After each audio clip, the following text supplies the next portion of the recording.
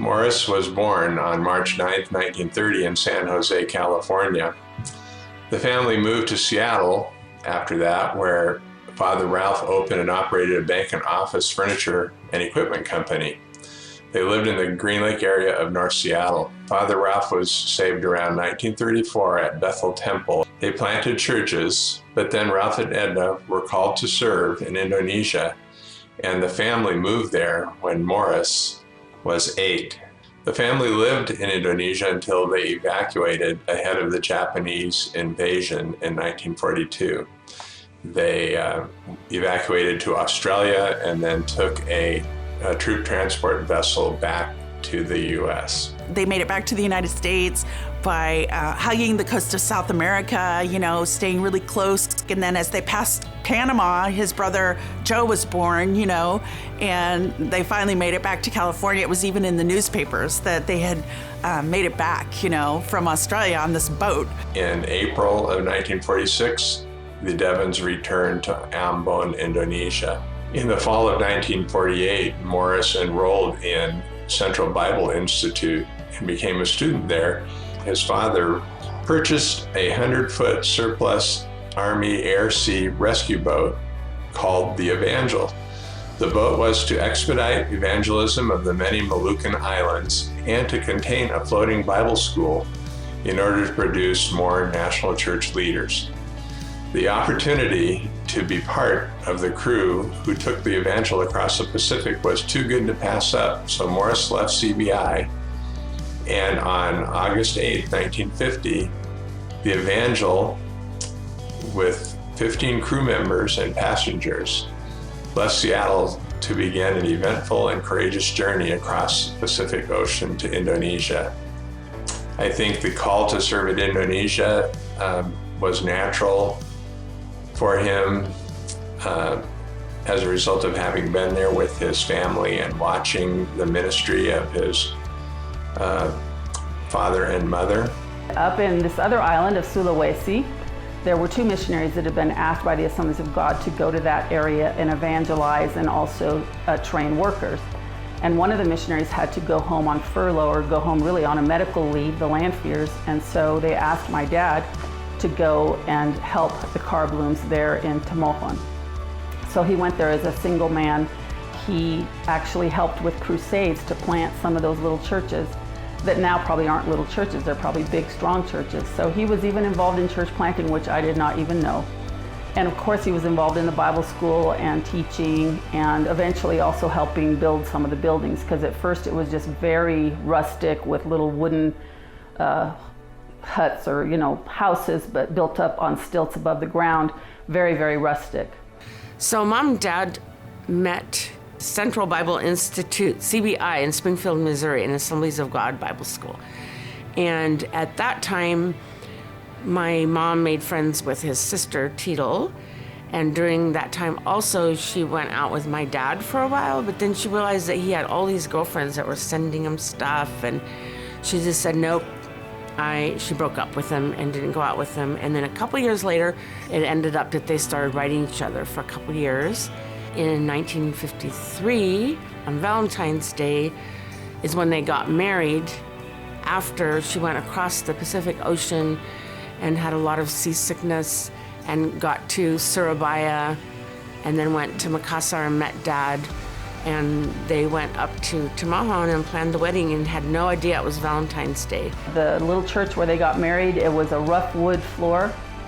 And my grandmother bought a bolt of cloth to put down the passageway where my mom was gonna walk, with her wedding dress, so that she wouldn't snag it on all the rough wood boards.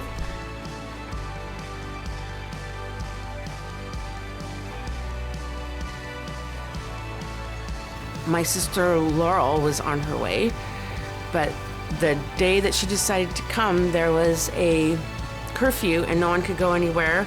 The doctor had evacuated and left my dad the book on how to deliver babies. So he delivered Laurel, and Ralph and I were out of the house for a little bit. And then pretty soon, right after she was born, we had to go down into the bomb shelter because there was shells going over the school. That was a very stressful time for my parents, but they saw also many miracles of protection and provision. Growing up in Indonesia was it was wonderful. It was free.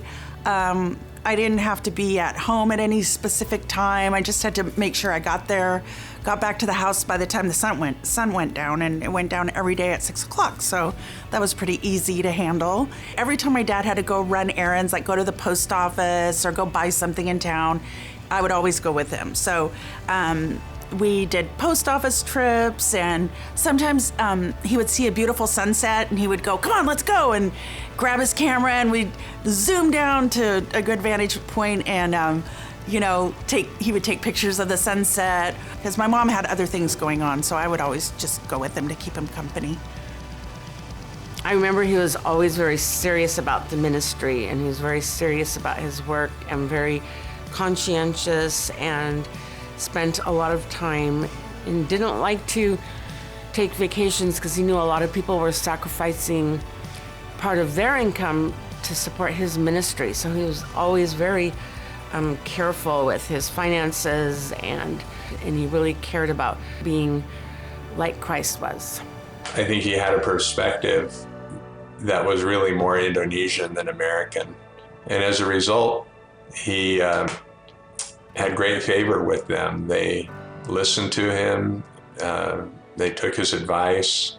One of the missionary kids who's also been a long-term missionary in Indonesia, Keith Sorbo, said this, that Morris picked students with greatest potential and sent them to Asia Pacific Theological Seminary in the Philippines. They are the leaders of today. This was way before his time. Back then, people weren't thinking about higher education. Most missionaries didn't have higher education, and certainly not nationals, but my dad had that vision, and that created many, many really great leaders of the Assemblies of God that endure till today.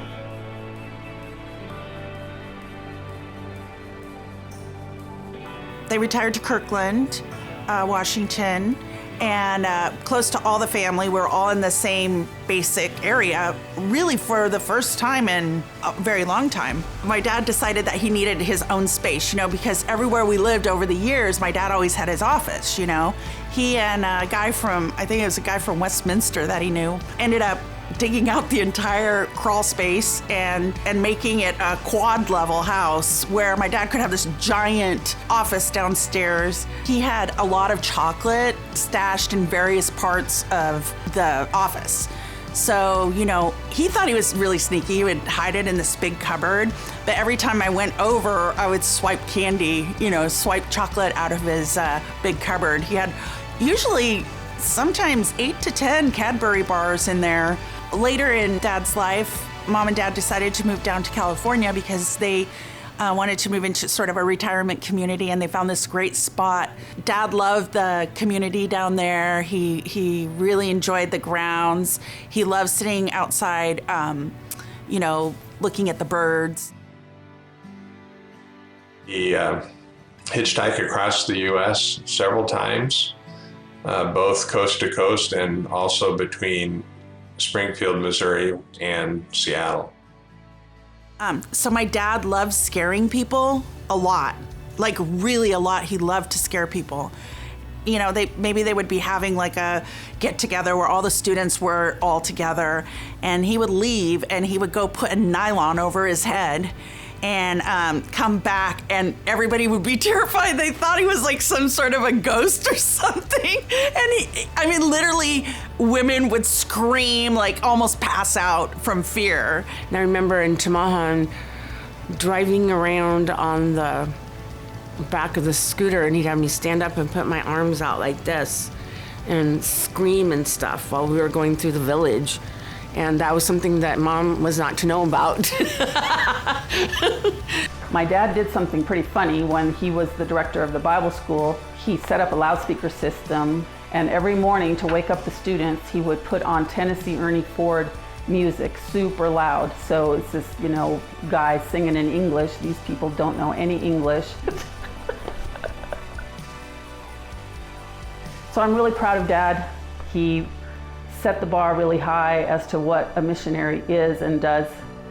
And I just hope that my legacy can be even just a little bit compared to his, and I'm so proud of him.